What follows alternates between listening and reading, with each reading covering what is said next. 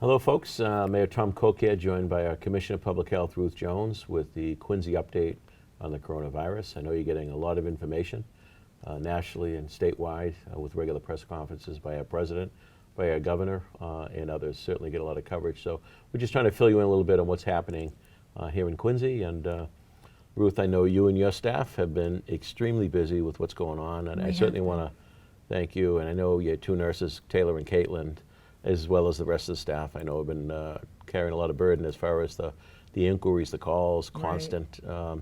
But maybe for now, for some of the stats, I usually open up by giving an update on the statistics. And sure. I understand we had a third Quincy death. We did. We had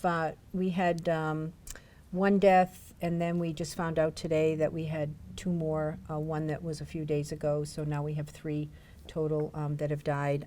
All have been in their 80s with underlying illnesses. All had been hospitalized at the time of their death. So, you know, our heart goes out to their family and friends. Absolutely. It's a tough thing to go through. Absolutely, offer our deepest sympathy.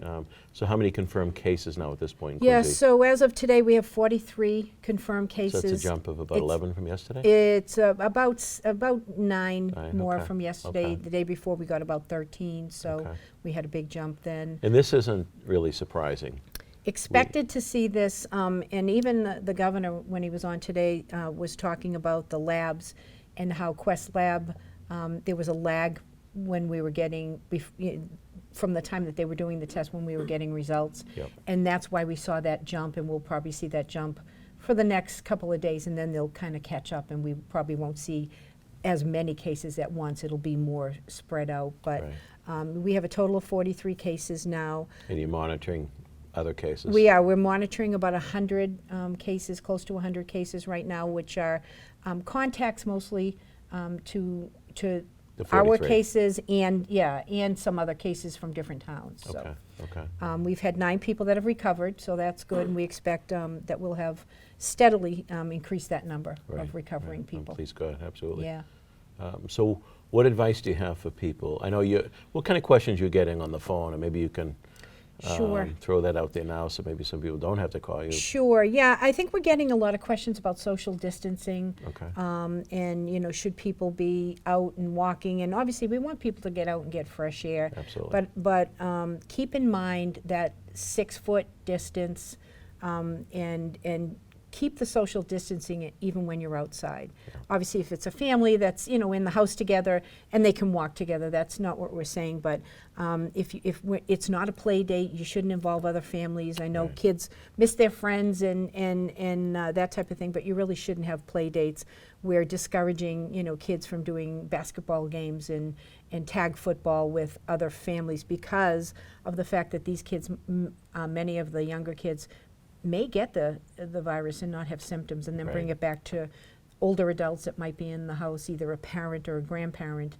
And these are the people, especially the grandparents, that we're seeing have much more serious We took a walk illnesses. earlier up Quincy Center and stopped up at St. John's Church to say a few prayers. Your old parish, I think. It is my old parish, yes. But walking to and back, it was really kind of eerie out there. It is. So quiet.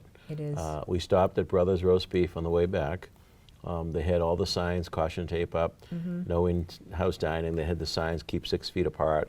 We were chatting with the owners, and they get a great roast beef sandwich, by the way. They do. But we certainly want to give a shout out to all our restaurants Absolutely. who are providing takeout. Some are doing delivery as well. Right. And I know on our website, I believe, quincyma.gov, you can connect to that.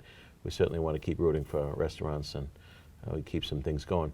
So, what other recommendations would you have? In other words, I know there's also been, you know, suggestions. Don't call your doctor for crazy stuff, but don't show up in an ED or a clinic either. Right. Call your doctor if you think it's serious, but maybe you can talk a little bit about that. So there's still certain criteria for testing, and it's pretty point of when you're going to be tested and what symptoms you have to have before you're tested and who gets tested first. So if you're not feeling well, if you develop a fever, if you develop a cough, you're having you know, shortness of breath, you need to call your healthcare provider first. You won't get tested even if you fit the criteria. You won't get tested unless you talk with your healthcare provider first, because that's part of the whole process.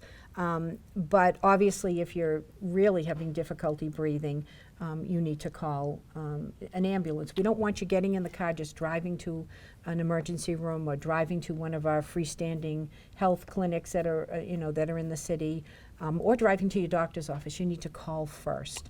Right. We're always, there to answer questions at the health department, but if you're not feeling well, your first call should be to your primary care provider. And I would guess that there's a lot of, we're into the pollen counts high, so I know my allergies are kicking in. Mine too. I'm sneezing and coughing all the time. Yeah.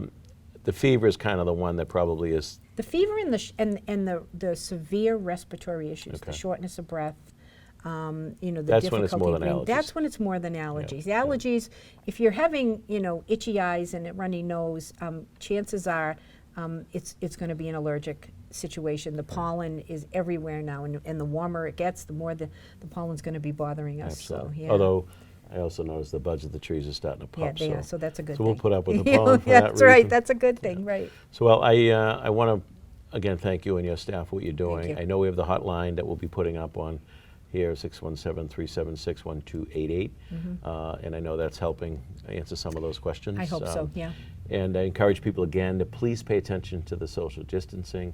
I am in touch, as you are, regularly with Chris DeBonner from Bruce and Ambulance, Right. Chief Jackson, the fire, Chief Keen, the police. Everyone's doing a bang-up job. Right. They really are. Right.